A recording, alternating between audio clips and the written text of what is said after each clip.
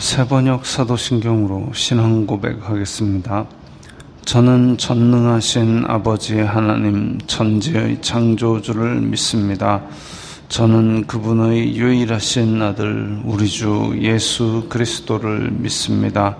그분은 성령으로 잉태되어 동정녀 마리아에게서 나시고 본디오 빌라도에게 고난을 받아 십자가에 못 박혀 죽으시고 장사된 지 사흘 만에 죽은 자 가운데서 다시 살아나셨으며 하늘에 오르시어 전능하신 아버지 하나님 우편에 앉아 계시다가 거기로부터 살아있는 자와 죽은 자를 심판하러 오십니다. 저는 성령을 믿으며 거룩한 공교회와 성도의 교제와 죄를 용서받는 것과 몸의 부활과 영생을 믿습니다. 아멘. 거룩하신 아버지 하나님 감사합니다. 간밤에도 편히 쉬게 해주시고 새벽에 기도하는 자리에 불러주시니 감사합니다. 이 시간 저희들 마음 중심으로 주님을 경외하게 하여 주시옵소서. 예수님 이름으로 기도드리옵나이다. 아멘. 찬송가 313장입니다.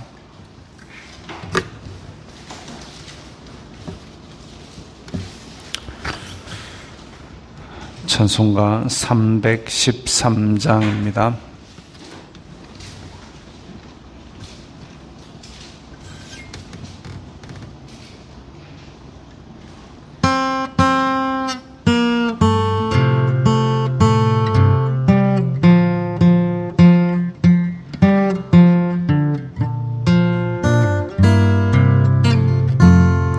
내 힘든 예수 내 주여 이 죄인이 주님 앞에 한없는 은혜 받고서 내 생명 모두 드리오니 그 풍성하시는 종을 주 내게 내려주소서. 내 임금 예수 내 주여 내 허물은 덮으시고 주 십자가에 흘리신 그 피를 믿는 마음 보사 내 중한 죄를 사하여 참 평안함만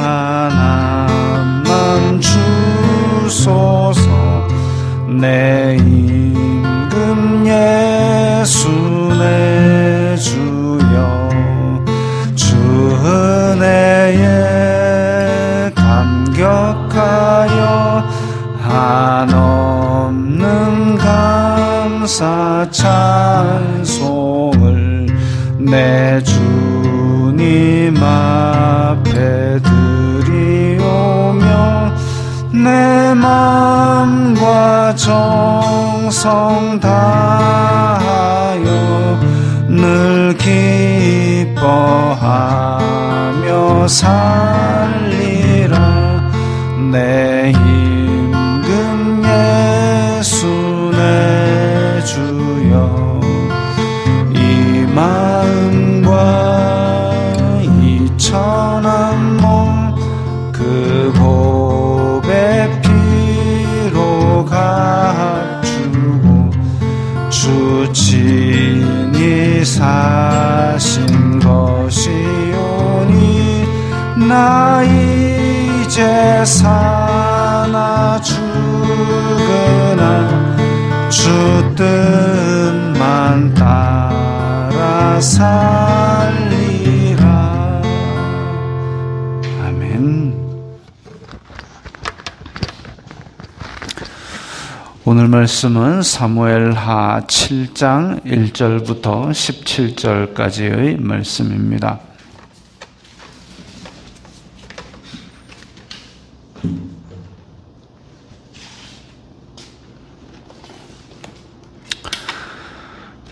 사무엘하 7장 1절부터 17절까지의 말씀 함께 읽겠습니다. 여호와께서 주위의 모든 원수를 무찌르사 왕으로 궁에 평안히 살게 하신 때에 왕이 선지자 나단에게 이르되 볼지어다 나는 백향목 궁에 살거늘 하나님의 궤는 휘장 가운데 있도다. 나단이 왕께 아뢰되 여호와께서 왕과 함께 계시니 마음에 있는 모든 것을 행하소서 하니라. 그 밤에 여호와의 말씀이 나단에게 임하여 이르시되 가서 내 종 다윗에게 말하기를 여호와께서 이와 같이 말씀하시되 내가 나를 위하여 내가 살 집을 건축하겠느냐. 내가 이스라엘 자손을 애굽에서 인도하여 내던 날부터 오늘까지 집에 살지 아니하고 장막과 성막 안에서 다녔나니 이스라엘 자손과 더불어 다니는 모든 곳에서 내가 내 백성 이스라엘을 먹이라고 명령한 이스라엘 어느 지파들 가운데 하나에게 내가 말하기를 너희가 어찌하여 나를 위하여 백향목 집을 건축하지 아니하였느냐고 말하였느냐. 그러므로 이제 내 종 다윗에게 이와 같이 말하라. 만군의 여호와께서 이와 같이 말씀하시기를 내가 너를 목장 곧 양을 따르는 데에서 데려다가 내 백성 이스라엘의 주권자로 삼고 내가 가는 모든 곳에서 내가 너와 함께 있어 내 모든 원수를 내 앞에서 멸하였은즉 땅에서 위대한 자들의 이름같이 내 이름을 위대하게 만들어 주리라. 내가 또 내 백성 이스라엘을 위하여 한 곳을 정하여 그를 심고 그를 거주하게 하고 다시 옮기지 못하게 하며 악한 종류로 전과 같이 그들을 해하지 못하게 하여 전에 내가 사사에게 명령하여 내 백성 이스라엘을 다스리던 때와 같지 아니하게 하고 너를 모든 원수에게서 벗어나 편히 쉬게 하리라. 여호와가 또 내게 이르노니 여호와가 너를 위하여 집을 짓고 내 수한이 차서 내 조상들과 함께 누울 때에 내가 내 몸에서 날 내 씨를 내 뒤에 세워 그의 나라를 견고하게 하리라. 그는 내 이름을 위하여 집을 건축할 것이요 나는 그의 나라 왕위를 영원히 견고하게 하리라. 나는 그에게 아버지가 되고 그는 내게 아들이 되리니 그가 만일 죄를 범하면 내가 사람의 매와 인생의 채찍으로 징계하리니와 내가 내 앞에서 물러나게 한 사울에게서 내 은총을 빼앗은 것처럼 그에게서 빼앗지는 아니하리라. 내 집과 내 나라가 내 앞에서 영원히 보존되고 내 왕위가 영원히 견고하리라 하셨다 하라. 나단이 이 모든 말씀들과 이 모든 계시대로 다윗에게 말하니라. 아멘. 자, 오늘 본문에서 굉장히 중요한 이야기가 나옵니다. 우리가 다 잘 알다시피 이 다윗은 하나님의 언약궤를 지금 텐트 안에 그냥 넣어놓는 것이 내가 마음에 걸립니다. 하나님, 나는 백향목 궁에 살고 있는데 하나님의 궤를, 하나님의 임재를 상징하는, 우리가 믿는 하나님을 상징하는 그 상징물이 천막 안에 거하는 것, 그게 합당한 일입니까? 하나님, 제가 하나님을 위하여 집을 짓겠습니다. 이게 참 중요한 이유가 뭐냐면 하나님을 대하는 마음 자세가 그렇습니다. 모세는 사실 위대한 일을 한 선지자이기는 하지만 모세의 삶을 보면 하나님께서 그야말로 멱살 잡고 질질 끌어갔습니다. 이스라엘 자손들 다 죽게 만들었을 때에 갈대 상자에 넣어가지고 둥둥 띄웠습니다. 그 다음에 이집트 궁에서 그야말로 이집트의 모든 학문들을 편하게 들루어가지고 다 익혔겠습니까? 정말 최선을 다해서 애를 썼겠죠. 그렇게 해서 이집트의 모든 학문을 다 익히고 뭔가 이제 자기가 이제 하산하여라 할 정도로 뭔가 이루었다 싶을 때에 큰 좌절을 줬습니다. 그리고 미디안 광야로 살인범으로 도망가고, 그리고 또 미디안 광야에서 이제 다 까먹고 그야말로 나는 아무것도 아니다 싶을 때에 또 멱살 잡고 내 백성을 보내라 하고 이집트에 다시 보내고, 그 다음에 이집트에 있던 이스라엘 자손들 끌고 나올 때도 그 말 안 듣는 백성들 하나님께서 억지로 또 그 데리고 막 가고, 하나님과 대면하여 아는 자라는 이야기는 들었지만 뭔가 하나님과 개인적으로 친밀한 관계 속에서 뭔가 이것보다는 모세는 그야말로 하나님을 두려워 섬기는 그 모델의 표본이 되었습니다. 그런데 다윗은 그렇지 않습니다. 다윗은 모세에 비하면 정말 하나님께서 모세는 야, 법은 이런 거야. 너는 이 백성을 짊어지고 나가야 돼. 뭐 이런 얘기를 하셨다면 다윗은 아유 기특해라. 아유 요 예쁜 거 거의 그 수준입니다.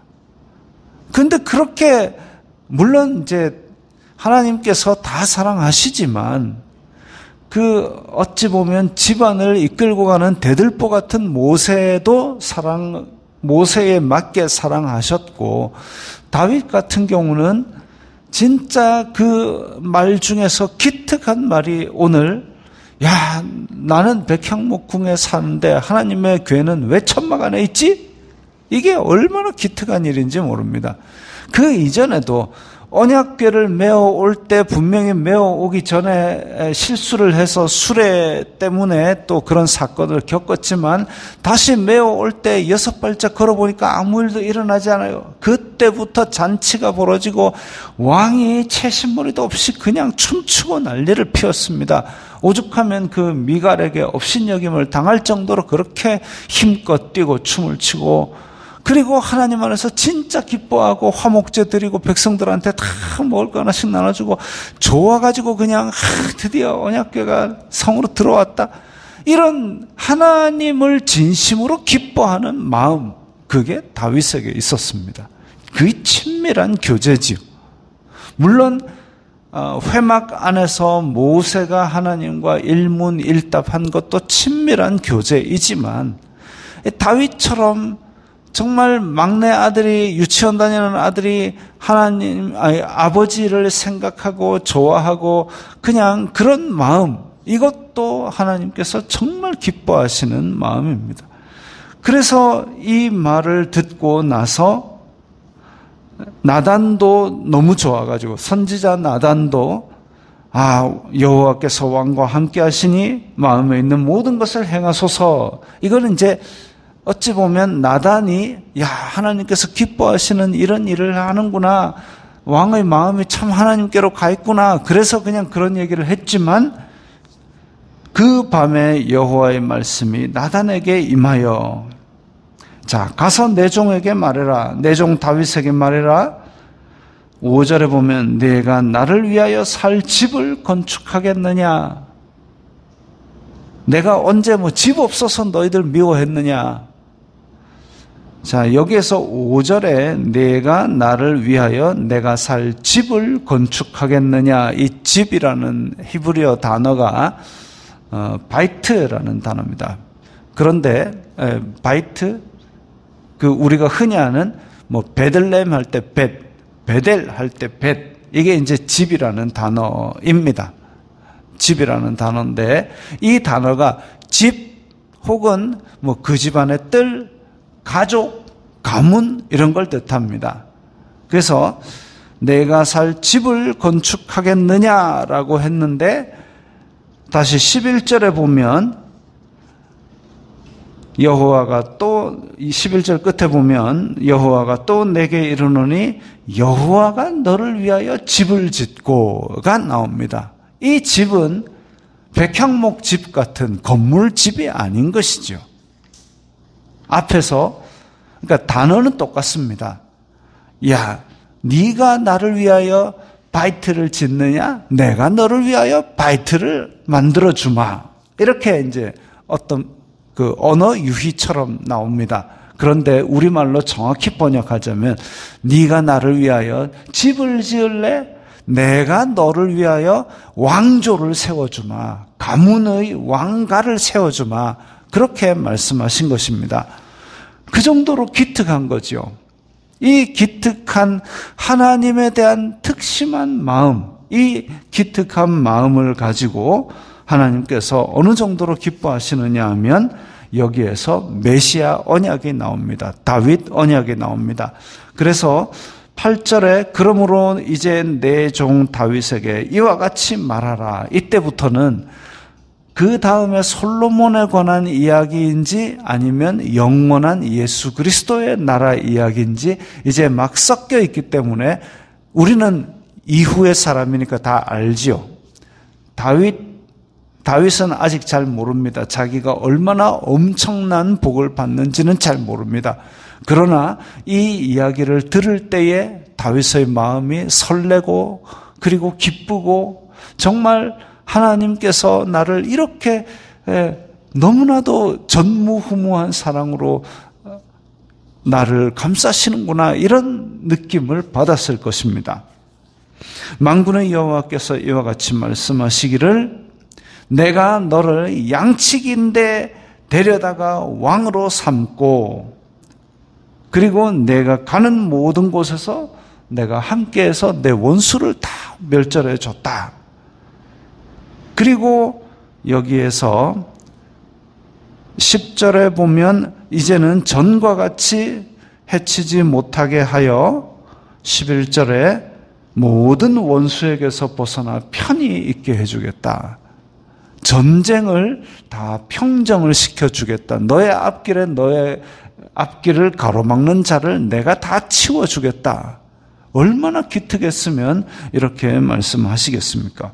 물론 다윗이 그 이후에 범죄하지요. 범죄하고 풍상을 겪습니다. 왕으로서 겪을 수 있는 정말 최고의 풍상이 뭐냐면 반역이 일어나는 건데 그것도 아들이 반란을 일으켜가지고 궁에서 도망가는 겁니다.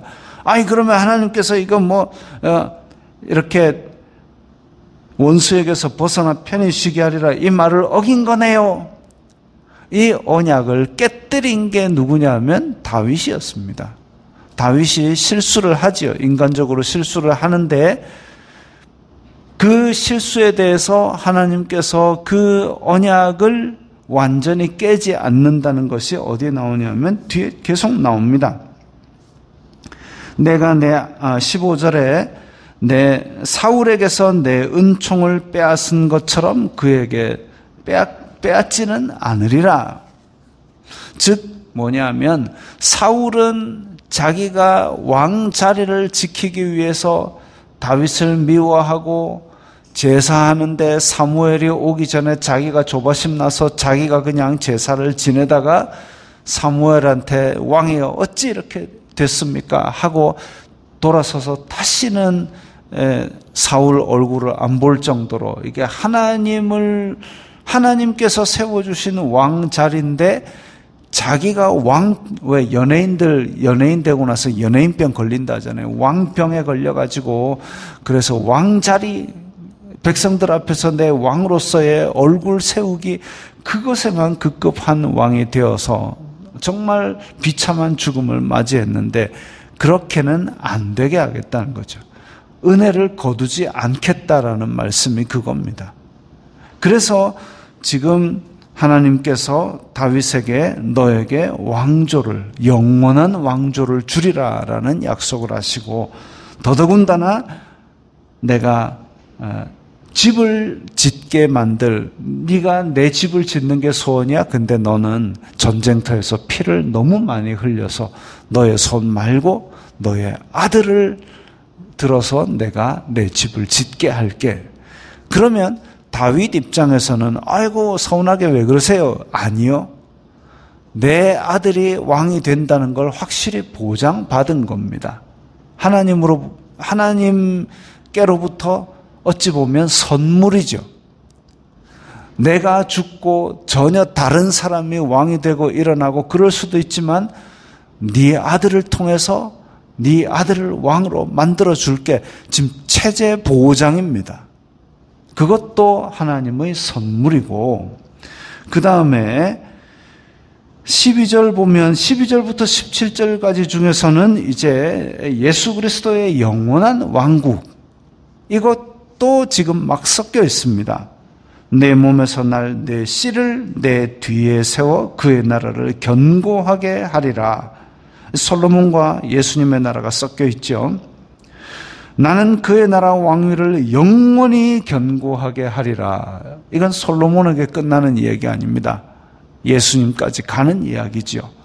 나는 그에게 아버지가 되고 그는 내게 아들이 되리니. 자, 이건 예수님과 솔로몬의 공통적인 이야기입니다. 솔로몬이 왕이 되었을 때에 육신의 아버지 다윗은 없어지지만 하나님께서 그를 계속 지켜보고 인도하여 주시겠다는 그 약속입니다. 그래서 만일 죄를 범하면 내가 사람 매와 인생 채찍으로 징계하리니, 사울처럼 언약을 빼앗아 버리지 않고 때려서라도 그거 인간 만들어 주겠다라는 겁니다. 지금 뭐 우리나라 교권이 무너지니 뭐 그런 얘기 하는데, 저희 어릴 때만 해도 이렇게 아이를 데리고 학교에 데리고 가서 때려서라도 인간 만들어 주세요, 그랬지 않습니까? 그런 부분들이 지금 하나님께서 다윗에게 약속하시는 겁니다. 왕의 자리는 그야말로 위태로운 자리입니다. 언제 내 음식에 독을 탈지 모르고 언제 칼든 사람이 쫓아올지 모르는 그런 자리입니다. 그런 자리임에도 불구하고 솔로몬의 왕위를 지켜주고, 솔로몬이 잘못했다 해서 왕을 빼앗는 것이 아니라 내가 다윗의 왕조를 세워주겠다. 다시 말하면 다윗 집안에서 계속 왕이 나오도록 해주겠다. 그래서 사람 매와 인생 채찍으로 때려서라도 그 왕조를 계속 유지해 주겠다라는 말씀이죠. 그리고 16절에 보면 영원히 보존되고 내 왕위가 영원히 견고하리라. 영원이라는 거는 지금까지 계속돼야 되는데, 솔로몬 이후에 르호보암 때에 왕조가 쪼개졌잖아요. 남유다 북이스라엘로 쪼개지고 그나마도 계속 지속되다가 예수님 오시기에 586년에 나라가 망해가지고 통째로 잡혀갑니다. 왕조가 망해버렸습니다. 그러면은 하나님께서 이거 틀린 게 아닌가? 왕위가 영원히 견고한 왕국은 예수 그리스도의 왕국이죠.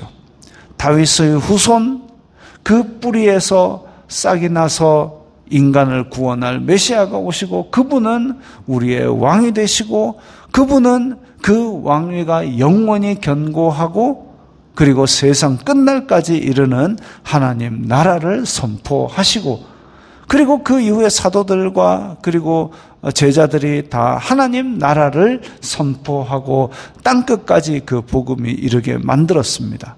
그게 바로 내 왕위가 영원히 견고하리라라는 말씀이죠. 또 하나 중요한 게 있습니다. 예수님께서 말씀하신 것 중에, 야, 성전 저 화려한 건물 네가 저것을 자랑하느냐? 하나도 돌 위에 남지 않고 싹 무너져 버리리라 라고 말씀하시고, 그 다음에 다른 말씀은 뭐가 있냐면 저 성전을 헐라 내가 사흘 만에 세우리라 라고 말씀하셨습니다. 예수님께서 실제로 벽돌 쌓아가지고 성전을 쌓았습니까? 아니요. 그 몸이 바로 성전 되신 것을 말씀하신 것입니다.